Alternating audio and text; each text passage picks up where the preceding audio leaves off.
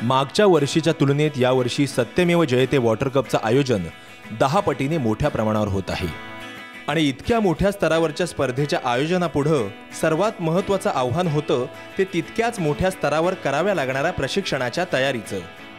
स्पर्धेसाठी साधारण 1300 गावांवरून आलेल्या 5000 पेक्षा जास्त लोकांना वेगवेगळ्या सेंटर्सवर 4 दिवसीय निवासी प्रशिक्षण देणं गरजेचं होतं।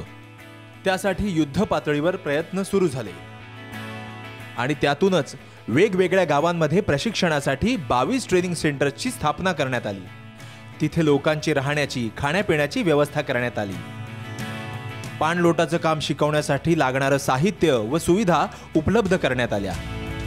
अखेर सर्व तयारी संपली आणि प्रशिक्षणासाठी विविध गावातून गावकरी येऊ लागले। यावर्षी वॉटर आणि स्पर्श या संस्थांबरोबरच ट्रेनर्स म्हणून प्रशिक्षणाची जबाबदारी उचलली मागच्या वर्षी ज्यांनी प्रशिक्षण घेतलं होतं आणि गावात उत्तम जलसंधारणाचं काम केलं होतं अशा गावकऱ्यांनी। या ट्रेनर्सनी प्रशिक्षणासाठी आलेल्या गावकऱ्यांचं मन तेव्हाच जिंकलं जेव्हा त्यांनी पहिल्याच दिवशी त्यांचं स्वागत त्यांचे पाय धुवून केलं। या ट्रेनर्सनी हसत खेळत पाणलोट विकासाचं विज्ञान या प्रशिक्षणार्थींना सहज शिकवलं।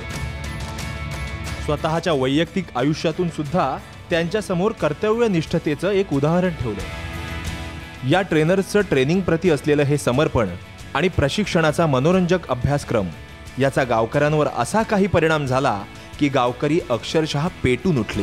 या धरती मातेविषयी कधीच असं प्रेम वाटलं नव्हतं जे या 3.5 दिवसात ह्या ट्रेनिंग मध्ये आम्हाला त्यांनी शिकवलं, सांगितलं। प्रत्येक गावात प्रत्येक शेतकरी ही ट्रेनिंग घ्यावं आणि ही समजून घ्यावं, इतकं ज्ञान दर्जेदार आहे। या ट्रेनिंगचा अनुभव आणि आनंद जितेंद्र जोशीने सुद्धा घेतला। हे प्रशिक्षक अशा पद्धतीने प्रशिक्षण देतात की काय करावं हे तर सांगतातच, बरं ते नुसतं सांगत नाही, पोपटपंची नाही आहे, म्हणजे उदाहरणासहित पटवून देत आहेत। दुष्काळावर मात करण्यासाठीचा एक भन्नाट मंत्र या प्रशिक्षणात सर्व गावकरी शिकले। अण्णा गुलगुले नाल गुलगुले, अण्णा गुलगुले नाल गुलगुले।